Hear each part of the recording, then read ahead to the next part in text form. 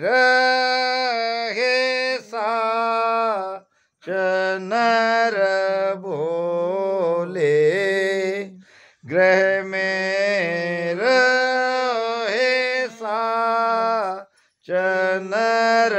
बोले, भजन रात दिन होई रे, भजन रात दिन होई रे, आत्म चीन संता को माने, आत्म चीन संता को माने, तासमवरन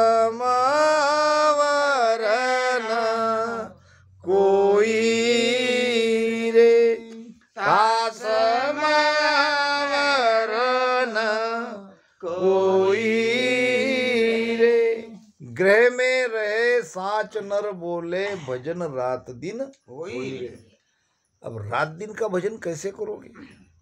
क्या काम धंधा नहीं करोगे?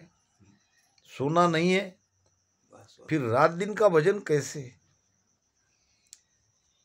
एक भजन तन करे, एक भजन मन होए।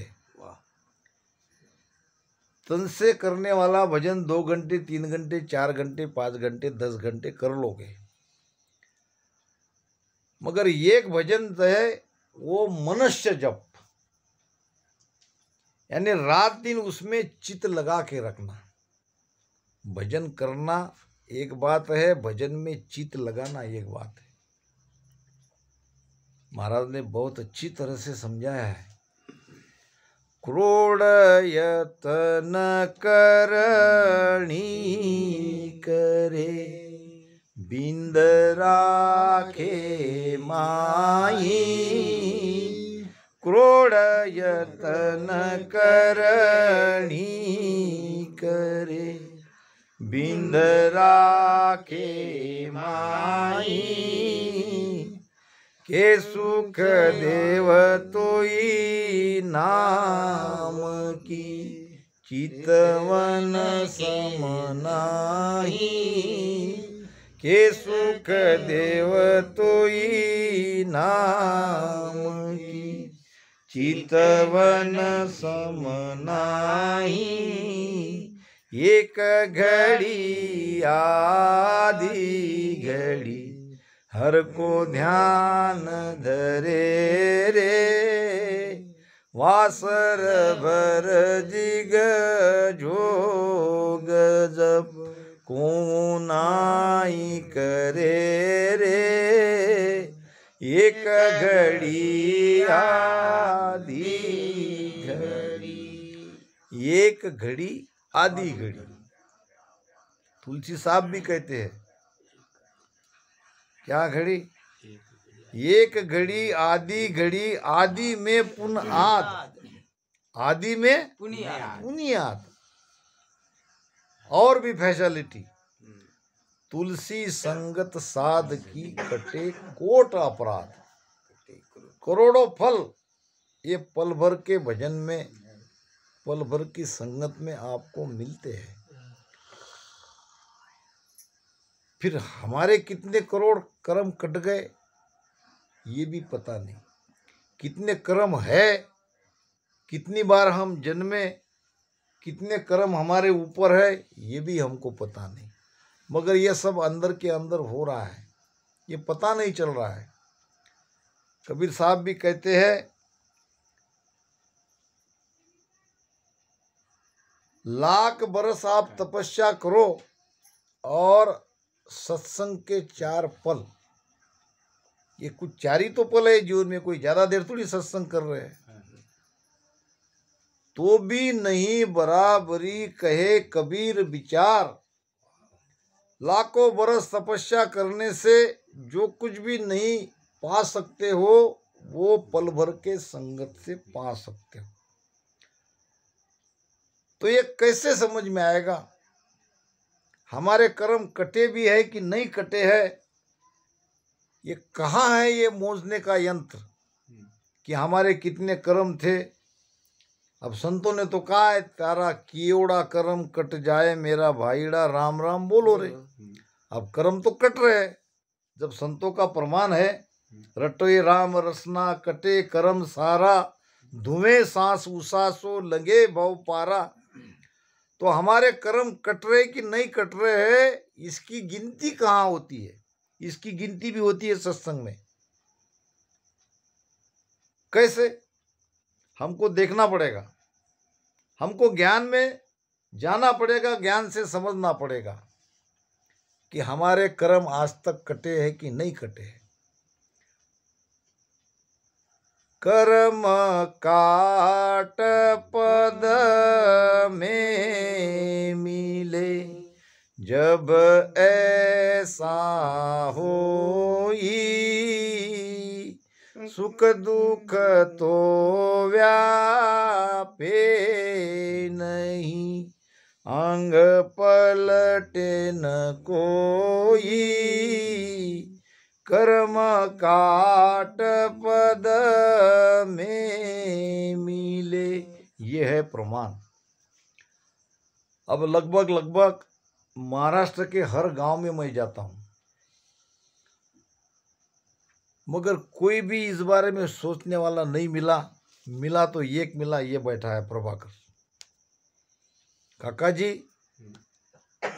मुझे तो डर लगता है कि हमारा क्या होगा, हम सही रास्ते पे है कि नहीं है। हमारे मराठी संतों ने कहा है, आपल्या हिता असे जो जागता, धन्य तयाचिया माता पिता। अपने हित में जागो।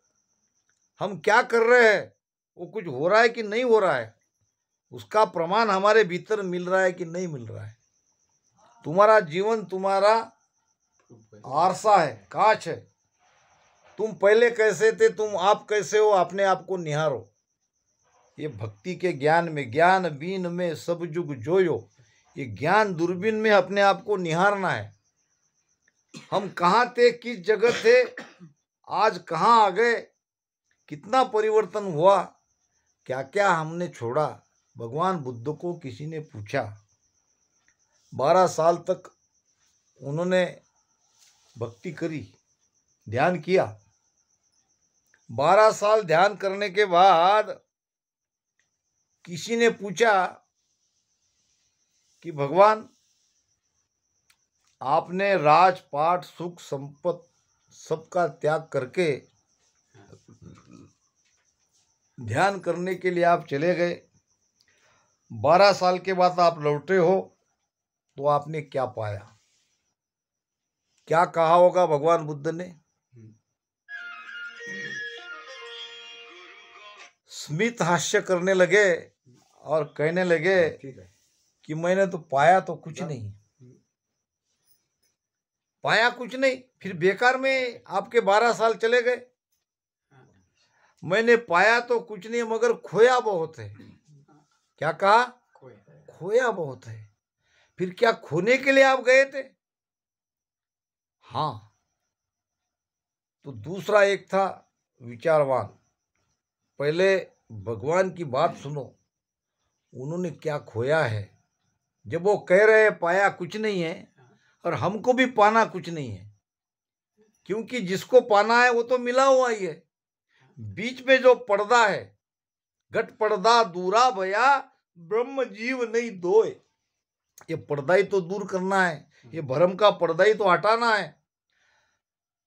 फिर सबको कहा भगवान बुद्ध ने, मैंने खोया ही खोया है, मैंने काम खोया, मैंने क्रोध खोया, मैंने लोभ खोया, मैंने मोह खोया। सब विकार जा रहे हैं, तो फिर तो परमात्मा ही परमात्मा, अंदर में क्या रहा, बाकी बचा। जब हमारे सारे विकार दूर हो गए, तो हम वही अपने स्वरूप में पहुंच गए। तो पहुंचा पहुंचा एक मत, अन पहुंचा अनेक। किसी भी संत की वाणी आप खोलोगे, उनका ज्ञान देखोगे, आपको यही बात बताएगी। सब कहेंगे कि अपने स्वरूप में स्थित हो जाओ। वो आनंद आपके अंदर है, आनंद आपको पाना नहीं है, आपको केवल खोना है।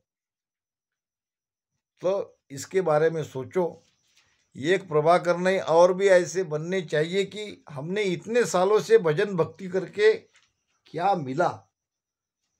तो मिला तो बहुत कुछ है, मगर उसकी परीक्षा अपने आप को हमको करनी है। अपने आप को देखना है कि हम उसमें बैठ रहे कि नहीं बैठ रहे। अब कहते हैं कि त्रिकुटी में मन पकड़ में आ जाता है। क्या मन कोई आकार में है कि उसको हमने पकड़ लिया? फिर मन क्या है? मन है विचार। मन क्या है? विचार। ये जो हम हजारों विचार जो हमारे अंदर पनपते हैं, उत्पन्न होते हैं, मन के कारण होते हैं। आप विचार शून्य अगर हो गए तो आपने मन को पकड़ लिया। आपका ध्यान त्रिकुटी में है, आपके अंदर कोई विचार ही नहीं उठ रहे। जब विचार ही नहीं तो आपके जैसा आनंद ही कोई नहीं है। यही तो आनंद है। आनंद कहाँ है? आप किसके कारण दुखी हो? आप मन के कारण दुखी हो। मन क्या करता है? मन कर्म करता है। कर्म का कर्ता मन है। करणी जीवा हाथ दी, फल करणी के माय, इन कारण सुख राम कहे, सुख दुख भुगते आय। सुख दुख का करता कौन है? मन। मन क्यों सुख दुख का करता है? मन हमारे काबू में नहीं। मन हमको नचा रहा है। हम मन के कहने पर नाच रहे। बाजीगर का बांध रहा यूं यूं मन के हाथ। ये जीव मन के हाथ में है। जैसे बाजीगर बंदर को अपने हाथ में रखता है और नाना नाच नचाए के राखे अपने साथ। जैसा बाजीगर बंदर को नाना प्रकार का नाच नचाता है और अपने पास रखता है, अपना पेट भरता है, इसी प्रकार ये मन हमको नचाता है। नचाना हमको उसे चाहिए, मगर उल्टा हो रहा है। वो हमको नचा रहा है। क्यों? कि नासमझी के कारण, अज्ञान के कारण, भ्रम के कारण। तो जब हम कहते हैं कि मन को हमने पकड़ लिया, तो उसी क्षण हमारे विचार खत्म होने चाहिए। महाराज कहते हैं कि करणी जीवा हाथ दी। जीव के हाथ में क्या है? कर्म करना। आप स्वतंत्र हो। अच्छे करो बुरे करो, आपको कोई कहने वाला नहीं है। आपने किसी को गाली क्यों दी, यह आपको कोई कहने वाला नहीं है। किसके बारे में बुरे विचार रख रहे हो, किसी का द्वेष कर रहे हो, किसी की निंदा कर रहे हो, करते हो ना, तो ये इससे क्या हो रहा है? कर्म हो रहा है। तो आप कर्म अपने हाथ से कर रहे हो। अब जो कर्म आपने किया है उसको आपको भुगतना पड़ेगा। जब दुख आता है तो फिर रोते हो। अरे भाई, आपके ही कारण आप दुखी हो। आपने ही ये कर्म किया है, तो आप ये करो, भुगतो। कहते हैं कि एक राजा था और एक दिन राजा ने अपने 3 मंत्री को बुलाया और कहा कि बगीचे में जाके ये 3 थैली लेके जाओ और फल लेके आ जाओ। पहला मंत्री गया। क्या पता राजा हम जो फल लेके जाएंगे वो अगर खा ले, उनकी खाने की इच्छा हो।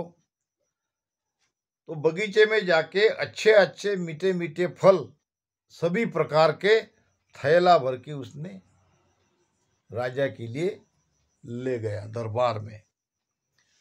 दूसरे मंत्री को लगा थैला ही तो भरना है, राजा कहाँ खाने वाला है, राजा कहाँ देखने वाला है। जैसे कच्चे पक्के जो भी आता है सब फल उसने एक थैले में भर के, वो थैला भर के राजा के दरबार में निकल गया। तीसरे को लगा कि राजा कहाँ फल खाने वाला है, वो खाएगा तो भी हमारे हाथ से क्यों, वो तो कोई भी लाके देगा। राजा के यहाँ नौकर चाकर की कमी थोड़ी है। इनको केवल थैला भरा हुआ दिखना चाहिए, इसलिए घास फूस कचरा कूड़ा जो भी है उसने थैला भर दिया और तीनों आके थैला भर के राजा के सामने आ गए। हाँ, राजा ने कहा ले आए फल। हाँ, ले आया। अब ये तुम्हारा थैला लेके जाओ और 15 दिन तक तुम कैद में रहो। क्या कहा? 15 दिन तक कैद में रहो।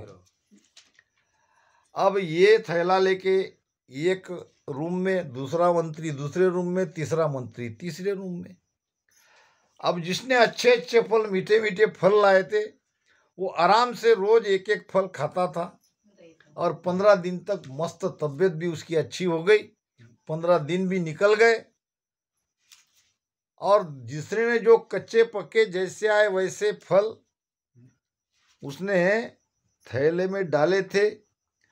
अब जो थे वही खाना पड़ा, वहां तो भोजन की कोई व्यवस्था नहीं थी। अब कच्चे पक्के फल खाने से वो बीमार पड़ गया। 15 दिन में काफी उसकी हालत खराब हो गई। अब ये तो ठीक था, जीवित तो था, मगर तीसरा तो खत्म हो गया। घास फूस क्या खाएगा? उसने तो थैला ही भरना था तो घास फूस से भर लिया। अब वो घास फूस खा के वो मर गया। कहने का मतलब, हम जो भी करते हैं वो उसको वापस हमको ही उसका फल वापस लेना है। इसलिए अच्छे कर्म करो। भजन के साथ साथ आपको कर्म भी अच्छे करना है। किसी का गुण दोष मत देखो, किसी का द्वेष मत करो, किसी की निंदा मत करो। ज्यादा से ज्यादा सत्संग, भजन और अपना काम, इसी में लगे रहो तो भला होगा। वरना इधर कर्म करते जाओगे और इधर कर्म काटते जाओगे। आजा मिला नातू झाला घरची माणसं बराबर, ऐसा नहीं होना चाहिए। तो महाराज कहते हैं, प्रेम उपाय तत्व के ताई कुदरत कला प्रगति माई। अगर प्रेम से सदगुरु पे प्रेम करोगे, वो भी अगबक प्रेम, ऐसा झूठा मोटा प्रेम नहीं चाहिए। अगबक प्रेम किसने किया था? अगबक प्रेम किया था विदुर पत्नी ने। जब दुर्योधन भगवान कृष्ण को भोजन करने के लिए बुलाने गया तो भगवान कृष्ण ने मना कर दिया। भोजन तो 2 ही समय मीठा लगता है। भोजन 2 समय मीठा लगता है। कब? एक भूख लगे तब। भूख लग गई तो जो आया वो मीठा ही तो लगता है। अगर भूख ही नहीं तो फिर कितना भी अच्छा खिलाए। अभी हमारी सुचिता ने खिलाया ना बहुत बढ़िया भोजन। भूख नहीं है तो वो भोजन का आनंद नहीं है, और भूख है तो वो भोजन मीठा है। और दूसरा भोजन मीठा है भाव से। अगर भाव से आप खिलाते हो तो वो भोजन बहुत मीठा है। जो अभी यहाँ भाव से हमको खिलाया गया वो बहुत मीठा भोजन है। हम रोज आरती में भी बोलते हैं, भाव का भोजन सर्व रसाला। भाव से जो भोजन खिलाते हो इसमें सब रस है। अगर भाव नहीं है, तुम कितना भी मीठा क्यों न खिलाओ, वो भोजन भोजन नहीं है। तो दुर्योधन को कहा कि तुम्हारे अंदर भाव नहीं है।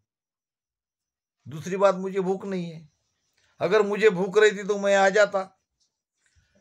भूख नहीं है, तुम अगर भाव से बुलाते तो मैं आ जाता। तुम भाव से नहीं बुला रहे। वही विदुर जी आए, हाथ जोड़ के कहने लगे, भगवान आपको मेरे घर पे भोजन करने के लिए आना ही आना है। अब ये भाव से आए थे। भाव से आए तो भगवान को जाना पड़ा। जाना पड़ा तो जब विदुर पत्नी ने देखा कि भगवान स्वयं चलकर मेरे घर पे आ रहे हैं, कहते हैं, सुनी हुई बात मैं कहता हूं, वो नहा रही थी और जिस स्थिति में नहा रही थी उसी स्थिति में वो भागती भागते आ गई। ये क्यों होता है ऐसा? और जब वो केले भगवान को खिला रही थी तो केला अंदर का जो था वो स्वयं खा रही थी और जो ऊपर के छीलते थे वो भगवान को खिला रही थी और भगवान भी खा रहे थे। ये हमने सुनी हुई बात कही है कि एक ऐसे कथा कीर्तन में ये बात आती है। कहने का मतलब है कि अगबक प्रेम चाहिए। महाराज ने कहा है, अकबक प्रेम ने सब छूटा। अकबक प्रेम ने सब छूटा। जुगमर जादन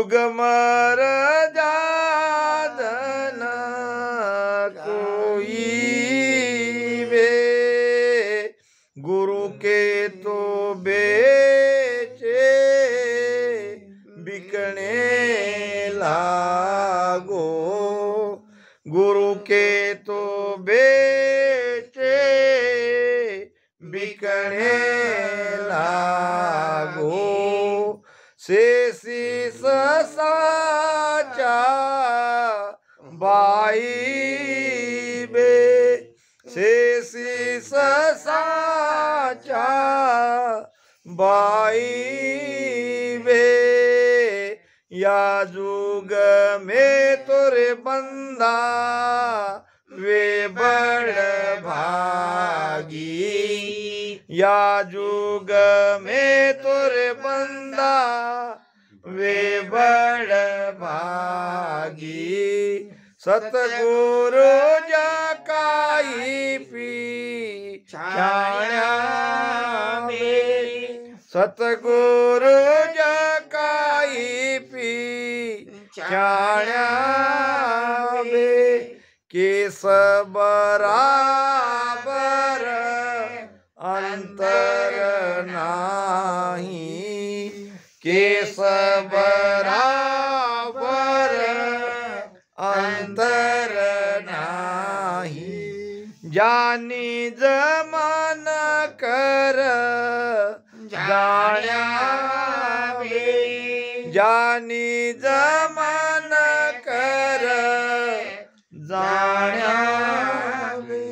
अकबक प्रेम, गुरु के प्रति शिष्य का अकबक प्रेम चाहिए। अकबक यानी क्या? कितना प्रेम करूं, कितना नहीं करूं, कहाँ रखूं, कहाँ नहीं रखूं, क्या करूं, क्या नहीं करूं, ये भाव अगर है तो उसी में आपका काम हो जाएगा। ये भाव लाओ, ये प्रेम लाओ, भाव आपको लाना है, प्रेम आपको लाना है, तभी ये बात बनेगी, नहीं तो नहीं बनेगी। केवल भजन से, कोरे सांसों सांस में राम राम से काम नहीं चलेगा। राम राम के साथ में आपको भाव और प्रेम लाना है। प्रेम जहाँ हर आप है, नेम जहाँ गुण हो, अकबक जहाँ सुख राम कहे, ब्रह्म कहावे सोय। जहाँ अकबक प्रेम है वहाँ परमात्मा है। परमात्मा कहीं दूर नहीं गया है। परमात्मा को पाने का एक ही उपाय है, प्रेम। अब जहाँ प्रेम है वहाँ नेम की आवश्यकता नहीं है। नेम तो वहाँ है जहाँ प्रेम नहीं है। वहाँ सुबह उठो, भजन करो, 2 घंटे करो, 3 घंटे करो, ये क्या है? नेम। ये नेम है। तुम्हारे अंदर अकबक प्रेम है तो तुमको नेम की आवश्यकता नहीं है, बस वो प्रेम ही सब काम कर देगा। तो प्रेम पैदा करो, प्रेम को लाओ। अकबक प्रेम नेम सब छूटा, जुग मर्यादन खाई बे। कोई जगत की मर्यादा का बंधन नहीं है। ये भक्ति प्रेम की है। प्रेम से प्रगटती है, प्रेम से फलती है, प्रेम से फूलती है, प्रेम से ही बढ़ती है। तो महाराज कहते हैं, प्रेम उपाय तत्व के ताई और कुदरत कला प्रगटे माई। ये कुदरत कला प्रेम से प्रगटती है। सतगुरु दया राम रटे कोई, ने अंचर परगट तब होई। प्रेम प्रीत सुजागे भाई, प्रेम प्रेम सु उलटे माई। अब महाराज फरमा रहे हैं, सतगुरु दया राम रटे कोई। आपके ऊपर सतगुरु ने दया कर दी और आपको राम रटन करने का आदेश दे दिया और वो आपने आदेश स्वीकार कर लिया। सदगुरु के आदेश को हूबहू मानकर आप राम राम रटन कर रहे हो, अपने मन से नहीं कर रहे हो। वो तो सदगुरु ने कहा इसलिए आप राम राम कर रहे हो। सतगुरु दया राम रटे कोई। सदगुरु जब आपको राम रटन करने का आदेश देता है, उसी समय अपना पावर देता है। ऐसे नहीं कहता है। अपना पावर शिष्य को देता है और वो पावर शिष्य के घट में नाम को जगाता है।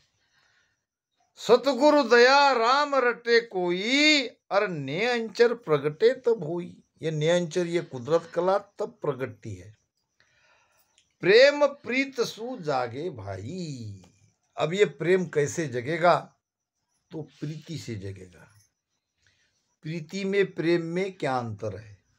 अब दोनों तो समानार्थी शब्द दिखते हैं, मगर महाराज कहते हैं कि प्रेम प्रीति से जगता है।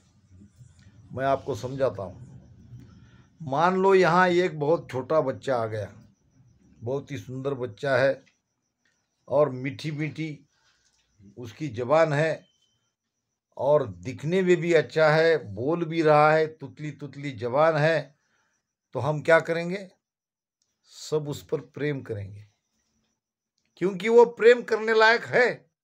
बच्चा छोटा है और बालक ब्रह्म स्वरूप है, बालक तो ब्रह्म के समान है। अब वो मीठे मीठे तुतली तुतली बोली में हमको बात कर रहा है, तो हम अनायास से उसको लाड़ प्यार करेंगे और प्रेम करेंगे। फिर वो बच्चा चला गया तो दूसरे दिन तीसरे दिन हम उसको भूल जाएंगे। कोई याद करता क्या किसी को, बच्चे को? क्योंकि उसके साथ हमने प्रेम किया है, उसके साथ हमारी प्रीति नहीं थी। वही हमारा बच्चा है। अब हमारा बच्चा, फिर उसके साथ हम कैसा रहते हैं? देखो, हमारे बच्चे से हम प्रेम नहीं करते हैं, हमारी प्रीति है लगी हुई। प्रीति टूटती नहीं है। महाराज कहते हैं प्रीत न छिपे छिपाई, संतो प्रीत न छिपे छिपाई। अरे मूंगी वस्तु को सूंगी जाने, हाण नपो नहीं भाई। अगर आप की किसी पर प्रीति लग गई है तो ये बहुत महंगी वस्तु आपके अंदर आ गई है, इसको यूं ही गंवाओ मत। प्रीत लग गई तो प्रीति टूटती नहीं है। तो हम अपने बच्चे से प्रीति करते हैं, इसलिए वो 2 दिन 3 दिन नहीं दिखा तो उसको याद करते हैं, अरे कहाँ गया, कहाँ गया, देखो। और दूसरे को, बच्चों को हम याद नहीं करते। क्यों नहीं करते? उसके ऊपर प्रेम किया था और इसके ऊपर प्रीति घटती नहीं है। प्रीति में घटबाद नहीं है, प्रेम में घटबाद है। तो महाराज कहते हैं कि वो अगबक प्रेम पाने के लिए आपको प्रीत करनी पड़ेगी।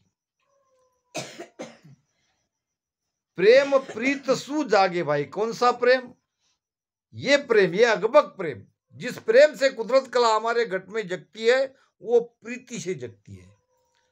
तो गुरु के ऊपर प्रीति लगाओ, प्रीति करो। यानी एक बार जुड़ गए तो फिर उसके साथ जुड़ते ही रहो। ये पहले उसकी भी छानबीन कर लो कि उसके अंदर वो सत है भी या नहीं है, कि हम ये नाम के ही गुरु बना के रखे हैं। वो उस धारा से उसका भजन हो रहा है कि नहीं हो रहा है, उसको कुदरत कला का ज्ञान है कि नहीं है, वो सत्सबद के साथ में उसकी भीतर की यात्रा चल रही कि नहीं चल रही, ये पहले सोचो फिर गुरु बनाओ, नहीं तो बाद में पछताना पड़ेगा। अगर ऐसे गुरु आपको मिल गए तो इसकी पहचान कैसे करोगे? कैसे पहचानोगे? सब तो सरी के ही दिखते हैं, ज्ञान तो सब वाणी के ही दे रहे हैं, महाराज का ही ज्ञान दे रहे हैं। फिर इसमें आपको सदगुरु कैसे ढूंढोगे, कैसे पहचानोगे? आपने भंवरे को देखा है?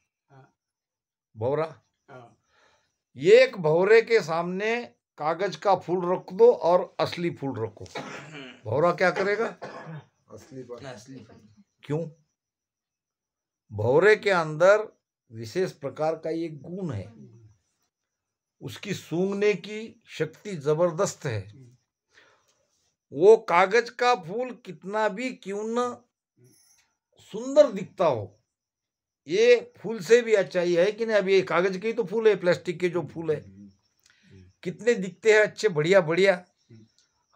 अब हम तो फंस जाएंगे क्योंकि हम भंवरे नहीं हैं, मगर भंवरा नहीं फंसेगा।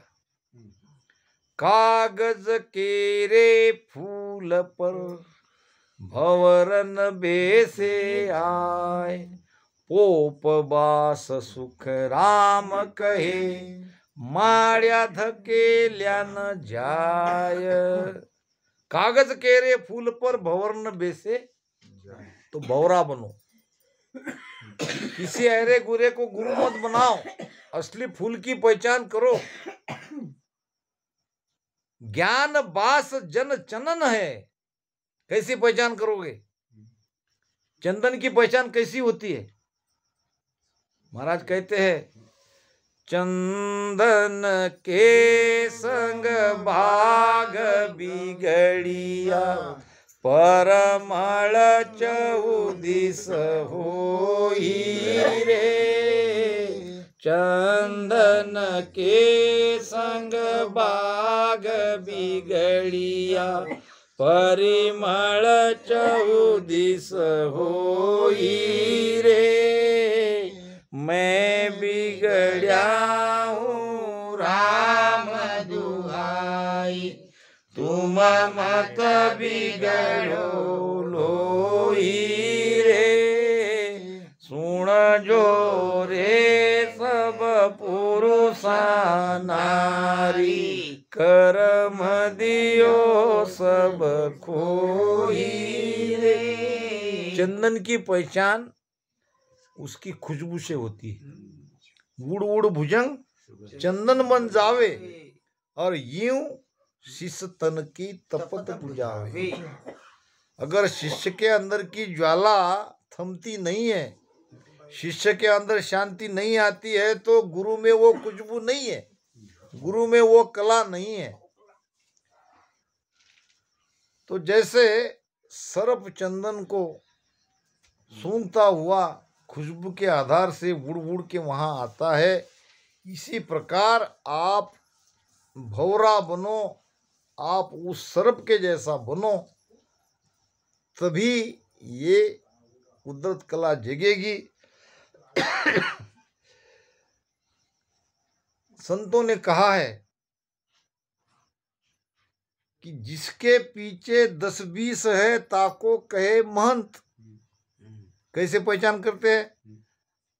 अब वो संत कितने बड़े हैं, उसके कितने शिष्य हैं, कितना उसका रबाब है, ये बाहर का आडंबर देख के अगर आप वहां पे शरण में चले गए और उसके अंदर में वो कला है कि नहीं, इसकी जानकारी अगर आपको नहीं है, तो बाद में पछताना पड़ेगा।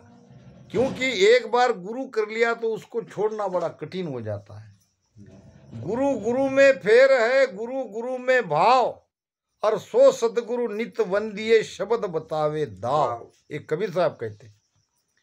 वैसे तो गुरु लाखों गुरु है जगत में, लाखों गुरु है। तो महाराज कहते हैं, पहचान इस प्रकार करो